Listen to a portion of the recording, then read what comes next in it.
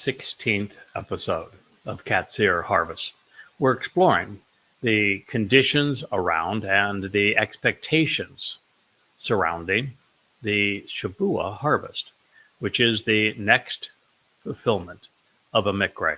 And it is on our horizon, just 7 years prior to Yahweh's return with Dode, which will transpire in 2033 on October 2nd. We subtract the 7 years symbolic of Shabuah from that date, and we end up with the celebration of Shabuah on the Shabat of May 22nd, 2026. And in our last episode, we recognized that this isn't a time for a vacation. Shabuah is a harvest, and that's the time when the harvesters go to work. God is expecting a great deal of us. He is trying to encourage us to roll up our sleeves, to go to work, to make a difference in the lives of his people. We have all eternity to vacation. Now's the time to go to work. And that really is the message of Shabuah. And as we considered the list of 8 individuals that Yahweh designated for Shabuah, about half of whom are women, about half of whom are men. Some half are Goyim and some half are Yehudim. This is actually a more favorable breakdown, both feminine, masculine, Yisraelite and non-Yisraelite, than we see much of any place else. So this is a time for us to work together, for us to be a family, for us to stop squabbling and focus on what matters. Because what matters is Yisrael. And even in the case of the Goyim, and they're really not presented as Goyim, they're presented as workmen and as Ger in this particular analysis. These are individuals who are engaged on behalf of Israel. And that's who God is trying to equip to make a difference at this time. So if you're wondering what small thing that you can offer God that reflects positively on what he has done for us, especially what he is offering on this day, I'd bring a copy of the Torah along to read and recite, to listen to him.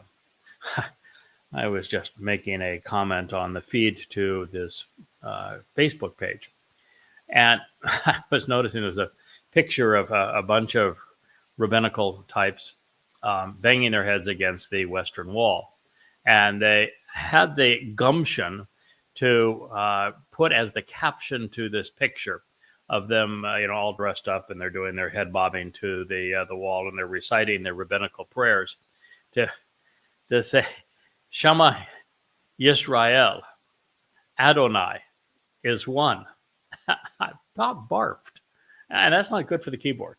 So I restrained myself, and I pushed the keyboard back for a moment, gained, some composure, and wrote, that's not what he said. He said, Shema Yisrael, Yahweh is one. What right do you have to erase God's name? Why would you be praying to him when the very instruction you cited asked you to listen to him? Do you not know the difference between listening and talking? Why in the hell are you bobbing your heads against a stone wall that was erected by an anti-Semite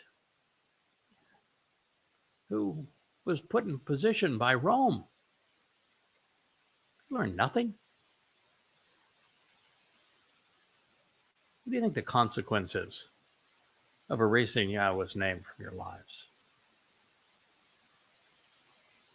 You even call yourselves Yahud, and you don't even seem to understand the implications. Yahud, it is a compound name based on 2 names, Yahweh and Dod. It means Yahweh's beloved. And you don't recognize either individual.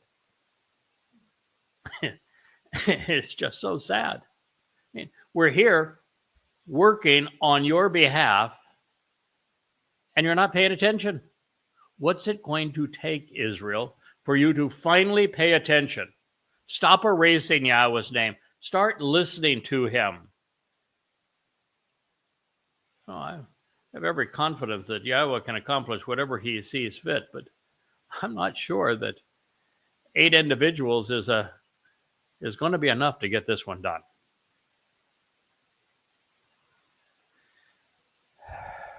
The other thing that I would encourage, of course, is that if you want to be part of making eternity better, if you want to contribute something that will cause Yahweh to smile, then join us in this harvest. We're here to gather Israelites home.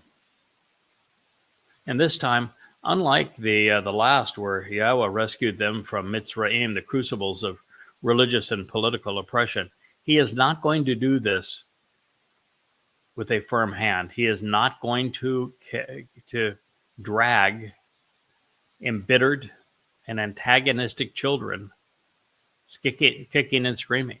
He made that point. I encourage you to read Yirmiyah 31. While it correctly identifies that those that he will be returning to and that he will restore his covenant with are Yisrael and Yehudim. So that's a good start. But he makes it very clear that the reaffirmation of his Berith covenant will not be the same as it was during the time of the Exodus, where he specifically says that he brought you out with a firm, resolute, uncompromising hand. He literally usurped your free will because you were too stupid to get out of your own way. You were too hard-headed to listen. You were ungrateful. You were embittered.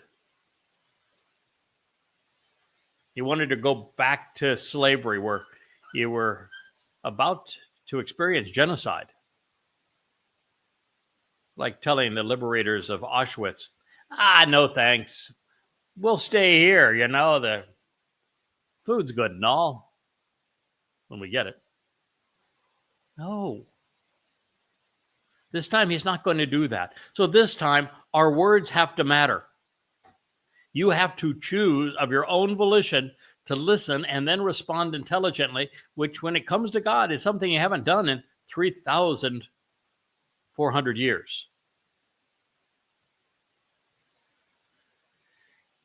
In his next statement, we're reminded that Yahweh wants to celebrate this occasion with his children. And the more the merrier, I suppose. I'm not so sure it's a numbers thing as it is a quality thing. Yahweh was content with Adam, and then Adam and Chawah. 8 aboard the ark was ample for him. He chose Abraham and Sarah. And when it was Abraham, Sarah, and Yishak, he was all happy. Yishak even means laughter. And so it's not about how many. It's really about the attitude, the aptitude of those who opt to be part of this covenant family.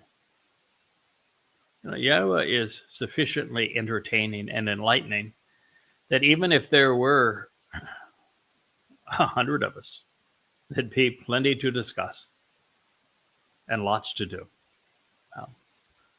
I'd prefer there would be 1,000, 10,000, 100,000 of the 100 billion people who have set their feet upon this earth over the last 100,000 years or so. That's a pretty small percentage.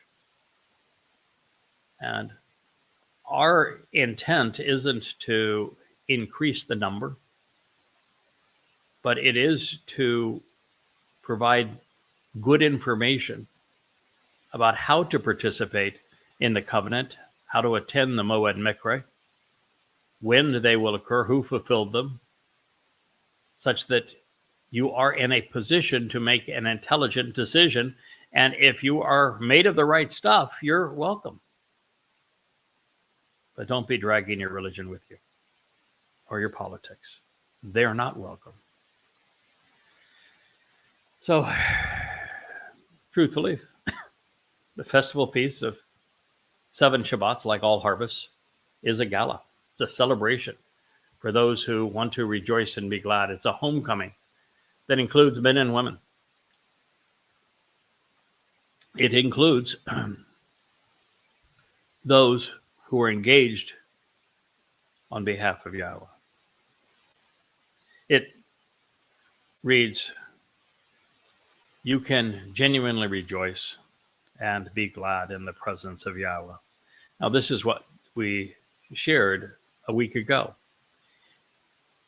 You and your son, singular, your daughter, singular, a male co-worker and a female co-worker who measures up, one who unites,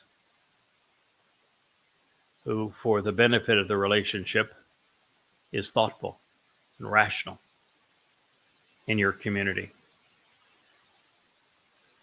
A ger who is on a sojourn with you. And an orphan who is fatherless, and a widow who is also husbandless, all wanting to be led on the correct path, standing up at the proper place, which to show the way to the benefits of the relationship Yahweh chooses for his personal and proper name to dwell and reside. The place he has chosen over these past 22 years is YAHOWAH.com, or short, YAHOWAH.com. Here on the places we're live streaming this message via the Yahowah blog, our Facebook, X, and YouTube accounts. This is where Yahweh's name resides. I was the first in at least 2,500 years, and maybe closer to 3,000 years, to reintroduce the proper pronunciation of Yahweh's name to his people. Explained its pronunciation to its people. I'm the first to recognize that his beloved son, David, served not only as the Messiah and the King, but he was the very Son of God, his firstborn. And as such, he fulfilled Pesach, Matzah Bakurim, in year 4000 33 CE, and he is the returning Messiah and King. I'm the first to provide accurate dates as to when every Moed Mikre was fulfilled previously and will be fulfilled in our future, so that you know when to attend. So throughout the ages, men and women, through whether it be compulsion or choice, have come to fear and worship their God.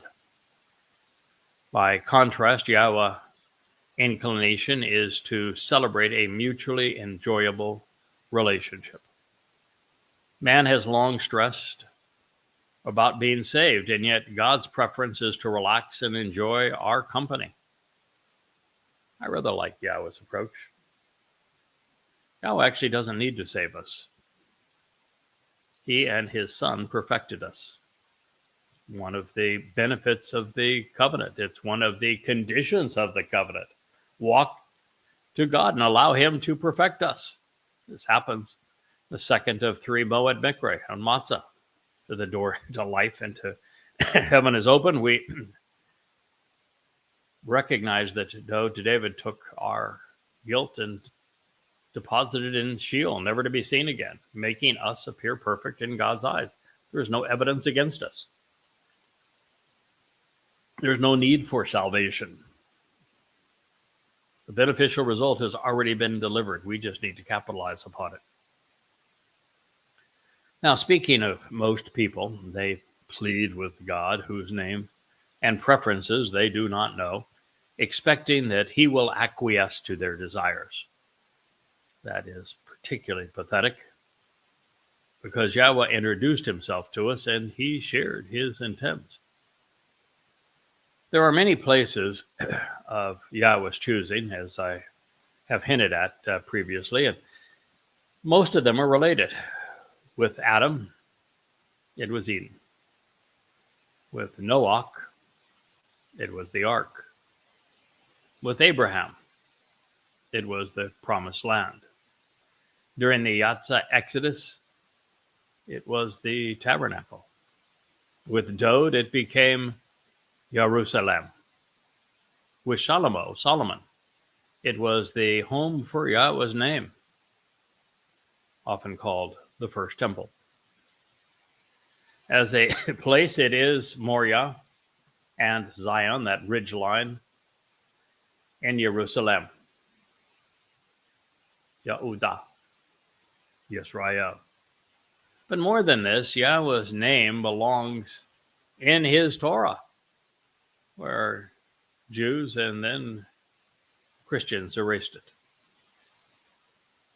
It belongs and is stated among his Nambi, his prophets, within his Bereth covenant family, throughout his Mikre invitations to be called out to meet, and inside his Am family. Yahweh's name resides most dramatically through and in Yehudah, beloved of Yah. When we are in one of these places, mentally or physically, we are in the midst of the place Yahweh has chosen for his name to reside and remain. Yahweh asked his choter and then empowered him with his 7 Ruach spirits to compose a nesh, a sign, in which Yahweh's name would be proclaimed. And it is in all of these books behind me. You can see the name under which they are published. Yada means to know, Yahweh. And of course, at the YAHOWAH.com website, it's all there. Bold, powerful, irrefutable. I find it particularly poignant that the passage culminates with a reference to standing up at the place that Yahweh, your God, chooses. Father and Son stood up for us on Mount Moriah, ultimately enabling us to stand with them, camping out together for all time. Also, you'll notice that Yahweh introduced the all-inclusive nature of this team, if you will, and I'm not so sure all-inclusive really is the right term, but it was a reasonably broad-based assemblage of men and women. A son, a daughter, a male and female co-worker, a gur, someone who is sojourning with God's people, a loe, one who unites. Well, these are really interesting terms, and then particularly for it to conclude with, and a child who is without parents, and a woman who is without a husband. You know, it's like God saying that his covenant is for people who have come out of fractured human families. And that would be most all of us. It is for those who are not part of the family of man anymore. In a way, the 8 people represent one person. We are all Yahweh's children. As God makes it very clear, we all have male and female characteristics. We're all sons and daughters of God. We're all co-workers, and we do work that has masculine and feminine attributes, don't we? We're all called to be uniters. We're all on this journey with Yahowah to call his people home. And we've all come out of fractured human families, whether it be broken marriages or parents that were hostile to our interests. And it is this way that we have all shed all of that and embraced it, depending on the particular descriptor, and become part of Yahweh's family. It is indicative of us all. Each of us are all of these things.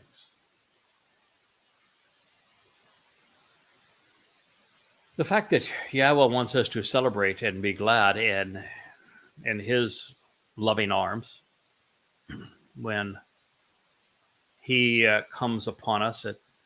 There is a place in Yashayah that actually speaks of, at this time, that Yahowah is going to descend upon those who are celebrating this Qatsyr harvest as the warmth of light and as the embrace of dew, to be as invigorating and restorative for us, nurturing for us, and to cover us, envelop us like the soft dew of a warm morning, and then to surround us with his light, invigorating us, enlightening us, empowering us. That's a wonderful picture of how many of us are going to experience Shabuah, so that we're re-energized and equipped to go to work, to do all we can to reacquaint Yehudim with Yahowah. And clearly, by God continually emphasizing, rejoice, be elated, be happy, celebrate, God's not looking for sourpusses. No. The children of Israel, as they were embittered through the Exodus, there's a reason that not any but 2 made it into the promised land. They were sourpusses. No sourpusses allowed in the ultimate promised land. The guy that was the most noteworthy of the whole, Koleb, means all heart. He says, so what if they're big? So what if you think they're numerous? What does it matter? Since Yahweh is with us, who can be against us? What are you worried about? He told us he was taking us to this wonderful place. Let's go. Let's let go and trust Yah. He didn't see any obstacle. He saw opportunity. And, I've gotten to the point in life where I recognize that God didn't say this was going to be easy. He made it clear it was achievable. And so when there are obstacles that are tossed in our way, they're just another opportunity to demonstrate that we've got what it takes to overcome them and prevail, to keep on going. Another chance to, I'm going to say it, to impress God. We've got gumption. Another, we've got backbone. We've got something that's so rare today. Loyalty. we're going to stick with God. Not just because every day is lollipops and rainbows, but because where we're headed is lollipops and rainbows. Well, apart from the persistent Islamic persecution of Christians and Jews, there are not many slaves currently in Egypt, although there are some 50 million of them worldwide. And yet, this message is universal, no matter the time, because most of us have had our liberty constrained, and it's going to be constrained ever more for Jews. And the more libertard progressives are empowered, the fewer liberties people are going to have. It's funny, they call themselves liberals, and yet they're opposed to liberty. Therefore, in the midst of this celebration, Yahweh would remind us of what he had done previously to engender our freedom. And freedom is a very powerful thing. One of the things that was so alarming to me one day to the next is how COVID-19 fundamentally changed the world. It was a virus that proved no more lethal than the flu. 1 in 1,000 people died from it that were infected by it. And yet, almost everyone the world over was willing to forgo their livelihoods and their liberty as a result of the fear porn and the government overreach, telling people what they could do, where they could go, how they could act. And so what I saw was how weak people are and how readily they will forego their freedom, even their livelihoods. I didn't think it was possible. And yet, there it is. And it's going to happen again and again as we move into the time of Jacob's troubles. And, now I realize that there is a religion that has enslaved 50 million people, almost all of them women, almost all of them sex slaves. A religion that has mutilated the genitals of 250 million little girls. A religion that inspired the savagery of 10/7/23 in Israel. A religion that was born to kill. And yet, the world doesn't seem to care. It was a religion that was funded based on the slave trade. No one seems to have the morality to stand up and say that's wrong. It shouldn't be allowed here. Yahweh was trying to get us to think differently. He says, remember, Zakar, that indeed you once existed as a slave in Mitzrayim and the crucibles of religious and political oppression. So be observant and act upon these prescribed inscriptions for living. This is the second time Yahweh has encouraged us in connection with Shabuah to do something, to engage. And in this case, it is to act upon his prescriptions for living, the chokum, that which he has inscribed for our benefit, communicated in writing, so that we can be cut into the relationship. The Moed Mikre are clearly communicated written prescriptions for living. And we should shamar, observe them, closely examining and carefully considering them. And then ana, act upon what God has chokum, inscribed and prescribed. This approach will lead away from Mitzrayim, and it directs us to Shamaim. The Mikre are not to be, therefore, replaced by ceremonies and rituals conceived by religious men. Those who observe Easter, Christmas, Rosh Hashanah, and Hanukkah All Hallows Eve and St. Valentine's Day, Ashura Day and Ramadan, the solstice or May Day, or any other man-made pelagious scheme contribute to the deception and add to the fog which separates mankind from God. Rabbis who are typically misogynists and racist are uncomfortable with the all-inclusive nature of Shavuot. They are about separating men and women, Jews and Gur, the religious from the secular, bringing everyone together on equal footing to work together for a common cause and acknowledge Yahweh's name in the process is the antithesis of what they desire.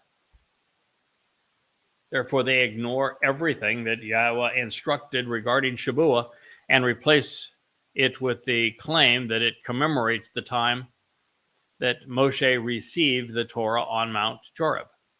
And probably true. That the Torah was, at least initially, received during Shavuot.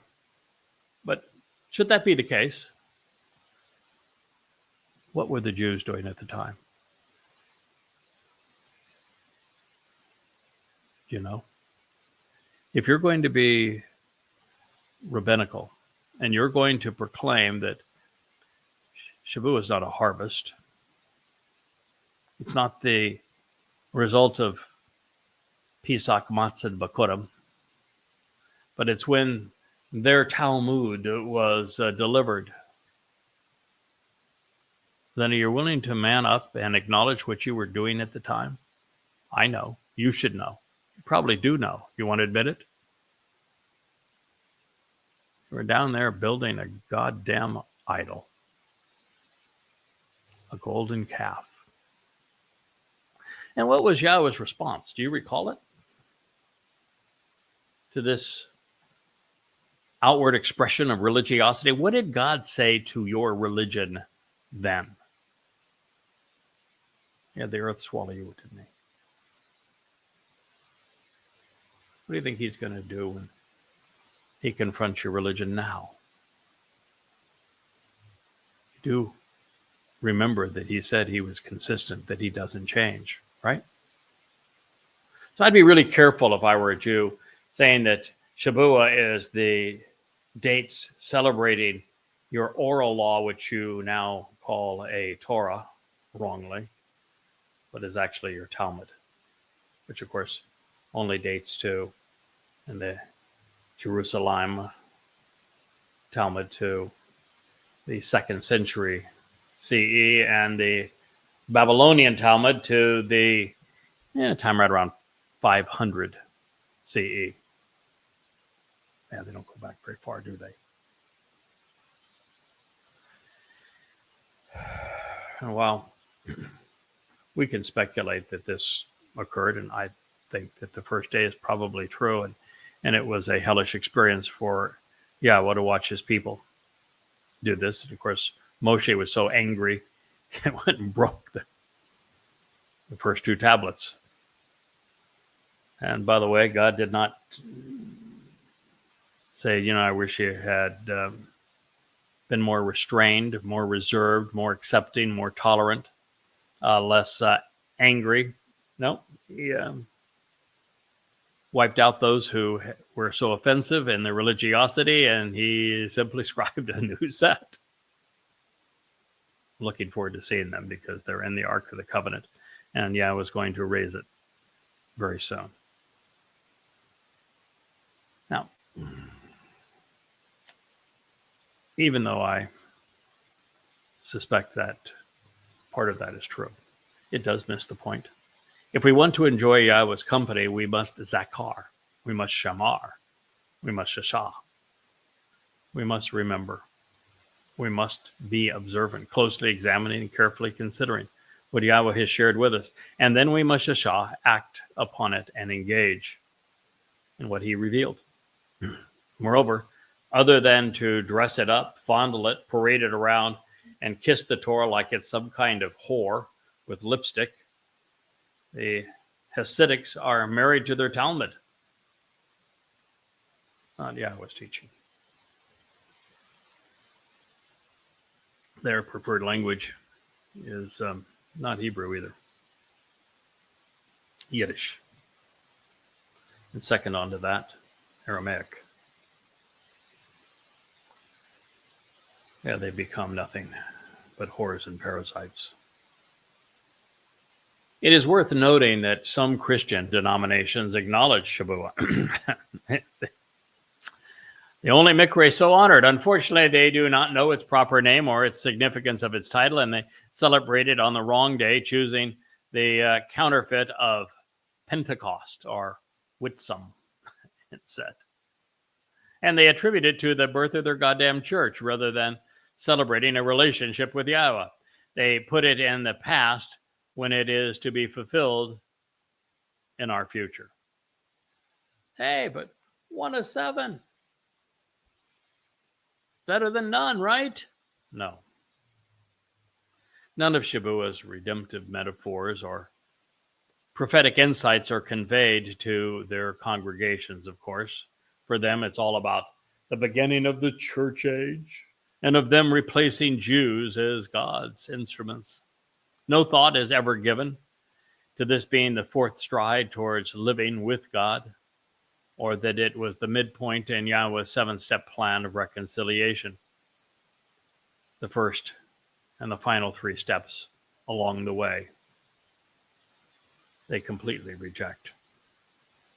They even fail to see how 7 Shabbat serves as a central plank in the unfolding of God's redemptive timeline, providing the very framework of Yahowah's schedule. Our preference, however, should always be to listen to Yahowah and to go where his words lead. In this case, he said, and this is a summation of what we have read thus far in the Devarim. You should consistently recount the written documentation on how to relate to 7 sevens, and thus to the promises of 7, as it pertains to you, beginning with bringing the sickle, the implement for liberating, separating, gathering, and harvesting, unto the standing grain, that which is upright and firmly rooted, ratified, confirmed, and established. Begin by initiating the process to recount the written word regarding 7 sevens. Then you should act upon and engage in the festival feast, the celebration of Shavuot, of sevens, of Shabbats, and of promises, to approach Yahowah your God with a solvent, appropriate, affordable, transparent, and thus water.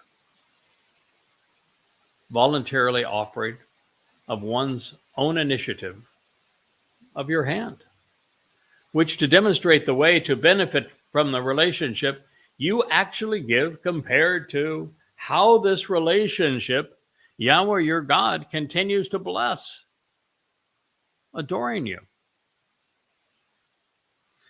You can genuinely rejoice and be glad in the presence of Yahowah your God.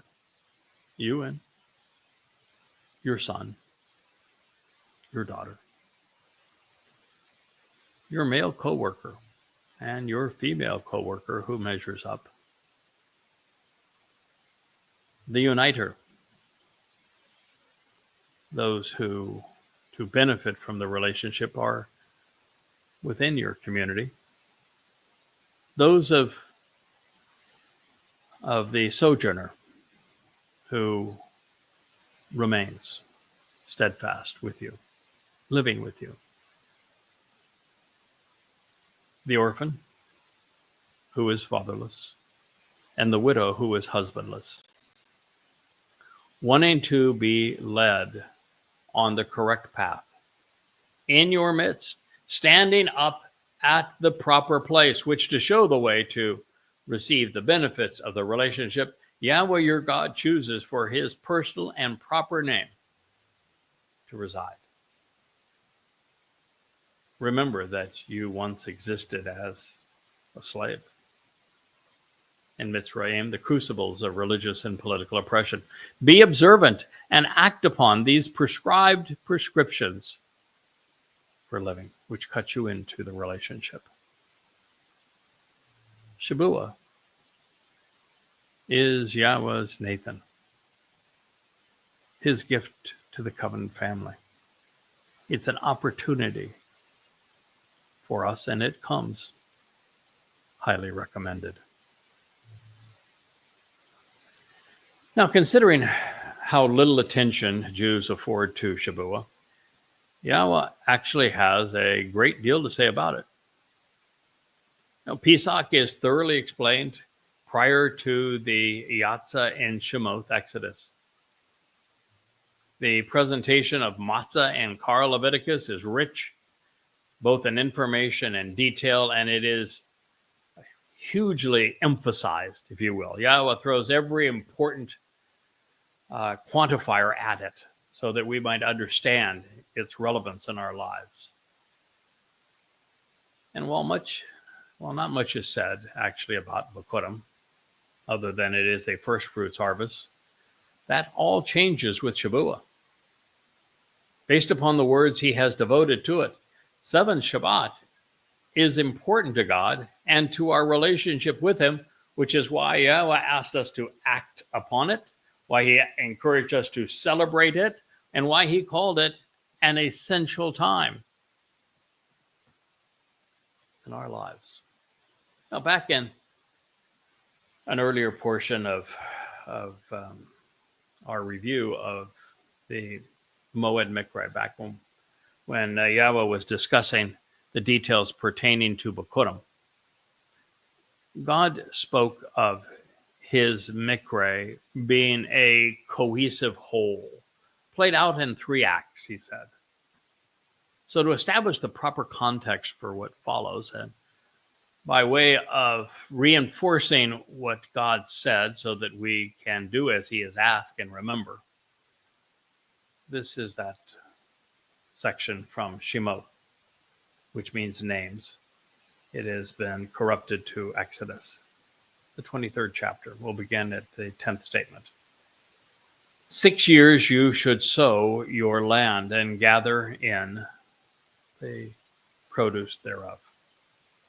But in the 7th, you should allow it to fall and lie fallow, freeing it, scattering and dispersing it for the purpose of future renewal, so that those in need who are willing to capitalize upon this opportunity and take some responsibility among your people may eat and be nourished.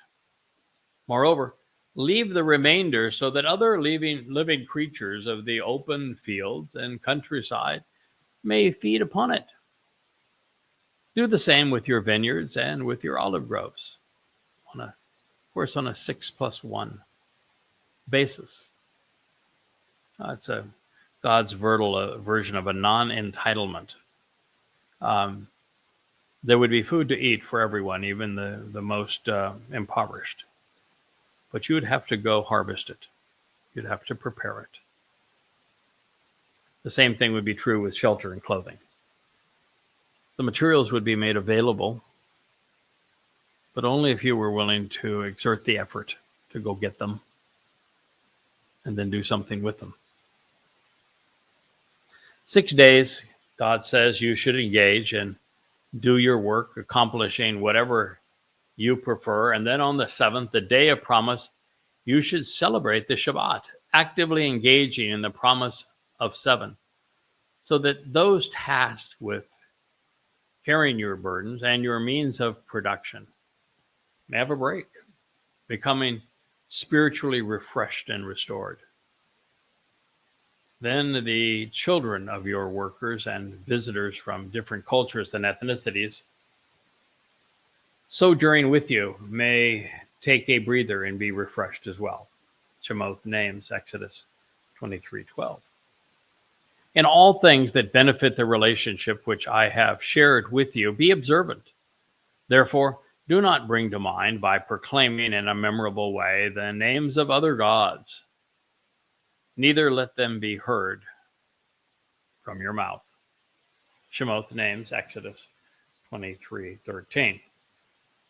Just as a small point here amongst the major point that Yahweh was making, Yahweh says the names of false gods all the time. Baal, the Lord, happens to be one of them. He uses Asherah, which is the mother god. He speaks of Tammuz. And so God's instructions weren't to say these names because they need to be said, just like Jesus Christ and Allah. They need to be said and renounced. It's saying them and proclaiming them in a memorable way so that people choose to revere them. That's what's wrong. God never does that, nor should we. So writing God, for example, is, as G-D is just brain dead. I mean, first of all, Gad, spelled the same way in Hebrew, was the name of one of the descendants of Yaakov. And to say, okay, well, you can't write G-D, but you can write L, when El was the name usurped by one of the Canaanite gods. And then you can write Lord, which is from Adonai or Baal, but Yahweh says the Lord is the adversary's title and name. People just aren't thinking in this regard. Now, the pattern of 6 plus 1 is essential to capitalizing upon the promise that Yahweh is making to us. And this is because everything plays out in accordance with this pattern. Also, never lose sight of the fact that Yahweh wants 2 things from us beyond all else. He is asking us to be observant and to not be religious. When we honor these 2 requests, good things are in store for our soul.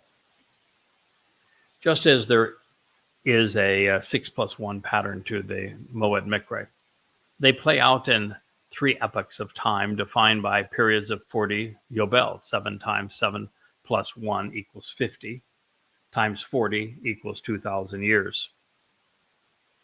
We are to celebrate the first 3 Chag in the first month. The Shabuah Qatsyr, 7 sevens thereafter. Then the final 3 Moedim, Towrah, Kippurim, and Sukkah, are to be enjoyed during the 7th month. But even more than this, Pesach, Matzah, and Bikurim are fulfilled in year 4000 Yah. The Shabuah harvest will transpire 7 years before year 6000 Yah, which is the last 3 Mikre will be observed. The pattern repeats itself every year and then plays out over the millennia.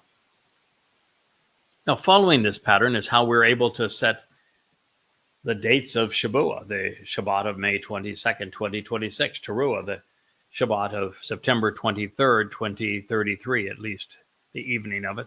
The following day will be the sacrifice of the Adamah Parah. Kippurim, sunset, 6:22 p.m. on October 2nd, 2033, and Sukkah is the Shabbat of October 7th, 2033, to be fulfilled on that dates and that timeline. There's even some celestial fireworks in store for us in this regard, and that there'll be a full solar eclipse on Towrah and a full lunar eclipse on Sukkah of this year. The Dode, as the Messiah and the Son of God, speaking as Gabriel, which means God's most courageous and capable man, established the dates in 4033 CE when he would return to Jerusalem to honor his commitment to enable the benefits of Pesach, Matzah, and Bikurim. And then he told us how long before his return, 7 years, that we should expect Shabuah as a harvest 7 years prior to his return. Once we add the 40 Yobel to 33 CE, the rest is easily determined. And that's why I've shared these dates with you. Before the conclusion of this presentation, we will consider what Dode, as Gabriel, God's most courageous and capable man, had to say about when he would fulfill Chag Matzah, and then when Shabuah would transpire.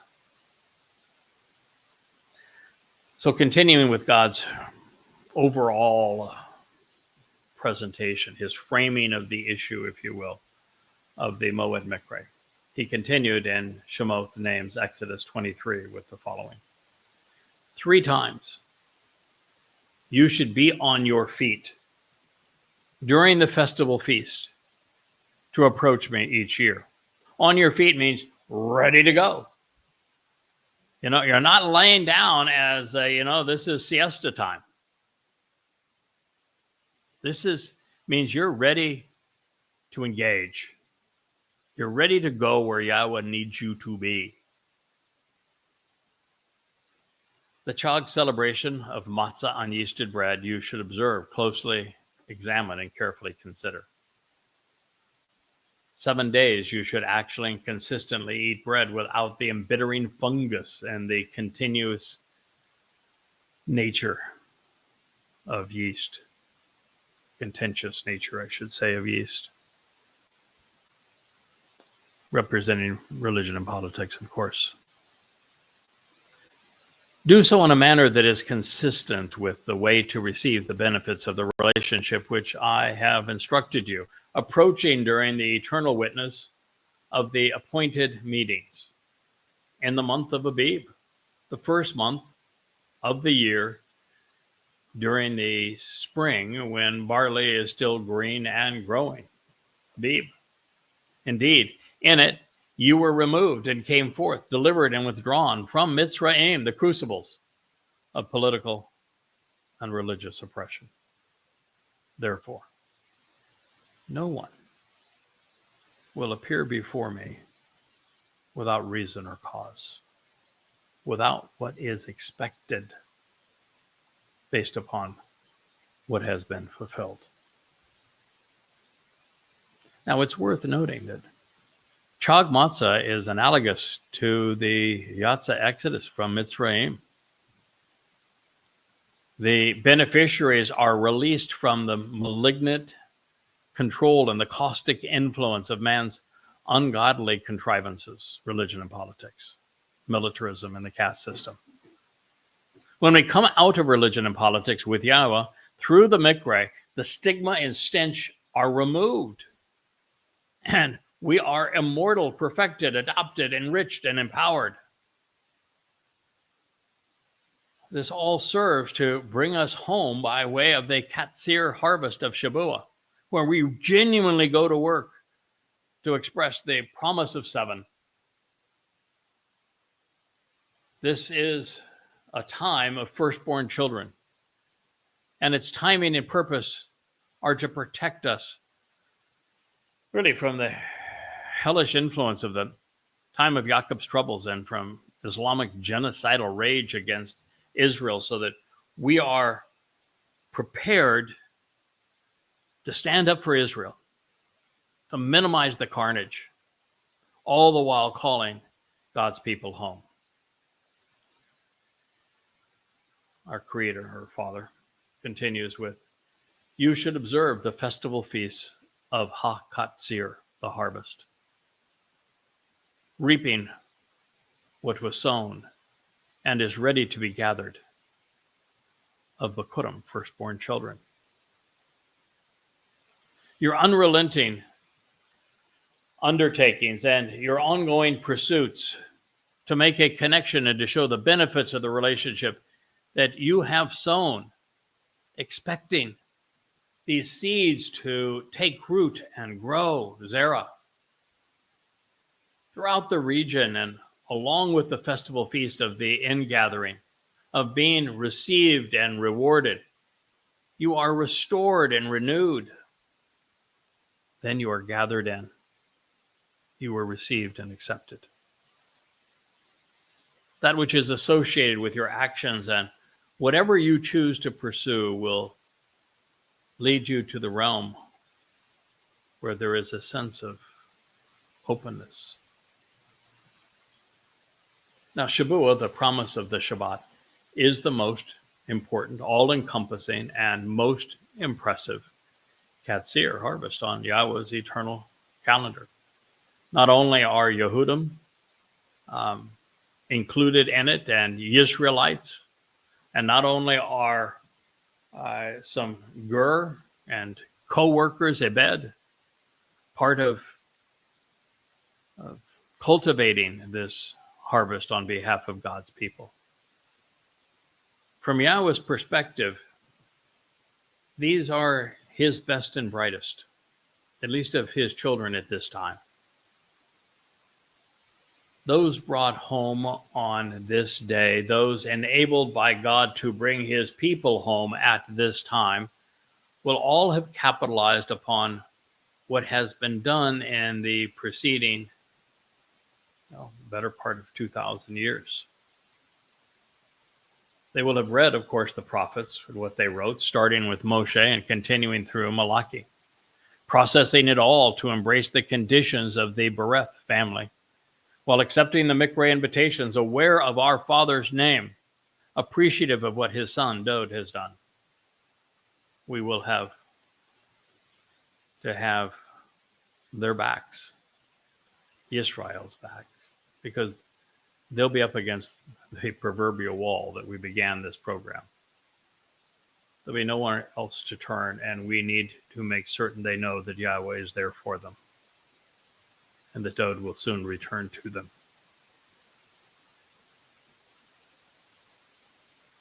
So we have a vested interest in letting God's people know that this harvest is upon them, as we encourage them to participate. Now, beyond acknowledging that Shavuot is a Qatsyr, a harvest, we are reminded that it is of Bikurim, it is of firstborn children. And that is to say, the participants will be the fruit of what our Savior, Dod, our King, enabled during Pesach and Matzah. Also informative when it comes to participating in the relationship which leads to the harvest, we control our own destiny. That is to say that our pursuits determine not only our outcome, but to a large degree, the outcome of so many other souls that would not otherwise know of God's plan, his name, his son's contribution, the timing of these Moed Mikra, and how to participate, if we did not engage and roll up our sleeves and go to work at this time. Now, adding to our understanding of Shavuot, Yahweh speaks of Zerah, seeds, which are sown. Most take root and grow, but not all of them.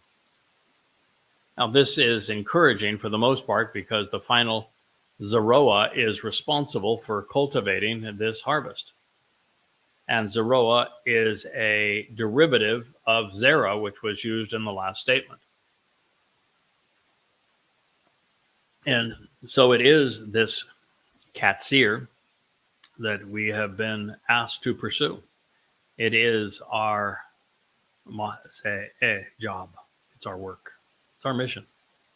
And by doing it well and in harmony with the Spirit and the Word of God, there will be a productive akaf, gathering of souls, received, empowered, enriched by Yahweh.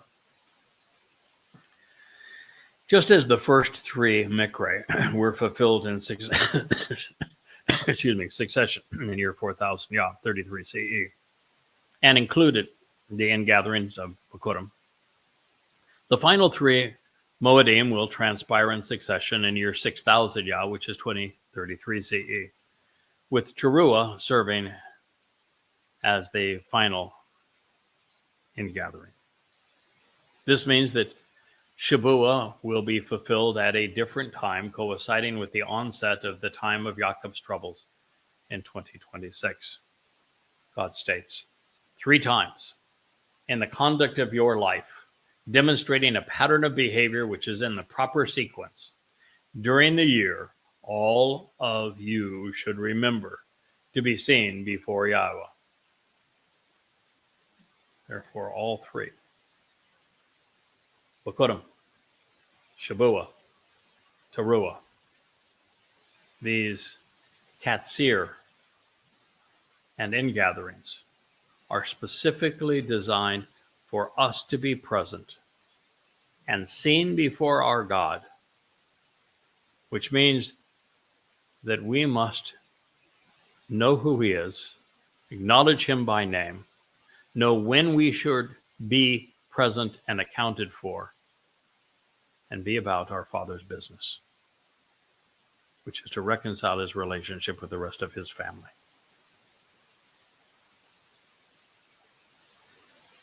Now, this affirms that a harvest of souls is an essential component of the spring, early summer, and fall festival feast, and that we should enjoy reaping what we have sown. In the spring, this ingathering of souls is Bikurim, or firstborn children. As the name implies, those whose lives have been prolonged and perfected during Pesach and Matzah are invited to become part of God's family on Bikurim. In the late spring, early summer, 7 weeks after firstborn children, we are prepared for the bountiful harvest of souls associated with standing grain, this time wheat rather than barley. Our invitation home is courtesy of the Ruach made during Shabuah. In the fall, Yahowah's ingathering begins with the proclamation of the approaching harvest of Towrah, heralds. And like Shabuah, it is proclaimed by sounding the shofar. This leads to Yom Kippurim and to the reconciliation of Yehudah and Israel with Yahowah as facilitated by Dod's return. By Sukkah, we're all together in Eden, one big happy family camping out together. Of course, to bridge that gap between Towrah and Kippurim, such that the mortal remnant of Israel is prepared for the return of God, there will be the sacrifice of the Adamah Parah, which will then prepare the adulterous woman, Israel, to be betrothed to her Messiah and King, Dod. It's very, actually fairly complex, the acts of this play as we move through this period of time and all of the things that Yahowah has laid out that will be accomplished. Very detailed, interwoven plots, interwoven characters.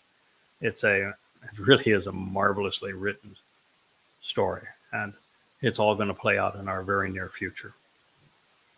Now, the common thread in these harvests is the presence of the set-apart spirit and the contributions of Dod in concert with Yahowah and what he is achieving.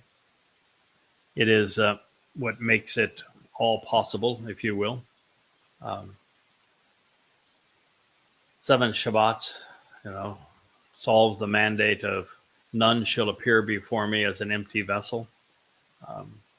We aren't to come empty-handed. We all should have contributed something important in the process of fulfilling Shabuah. The trumpets on the precipice of Kippurim serves as Yisrael's last opportunity to be withdrawn and then to enter into our Heavenly Father's presence when he returns. Those who answer Yahowah's invitation to appear will find their opportunity to be accepted. And I suppose better late than never. But earlier is far better because you have the opportunity to make a contribution and join us. Now, beyond this introduction, we can venture further into Shavuah and review a little bit of Bikurim as to how all of this happens. And I'll read the first statement or two, and then we'll conclude this program and pick up these thoughts where we rejoin. It says, "You should not offer the sacrifice of an animal you have prepared to consume in proximity of the yeasted bread. The invasive fungus which spoils, as well as the culture which intoxicates. The blood sacrificially shed and offered as a favor to reconcile, you should not endure through the night. It is the bounty of my festival feast, which is an enduring witness come morning and something to consider forever. The initial and best part of the first fruits, including firstborn children of your realm, you should come bringing them for the family and home of Yahweh your God. Behold, I will send out a messenger, a representative who is especially informative, and advancing this message before you, in your presence, and within the same dimension, to help keep you focused so that you are observant, closely examining, and carefully considering everything along the way. In addition, he will provide you with directions that will help bring you to the source, to the very dwelling place in the home, which to offer the benefits of the relationship I have prepared." Shemot the names, Exodus 23:20. And in this reading, the prophecy is fulfilled. I thank you for listening to this episode of the YAHOWAH blog. I look forward to you inviting me back into your homes and to your lives to enrich your experience with God, to equip you to join us in cultivating this important harvest. Thank you again for listening. I am your host, Craig Winn.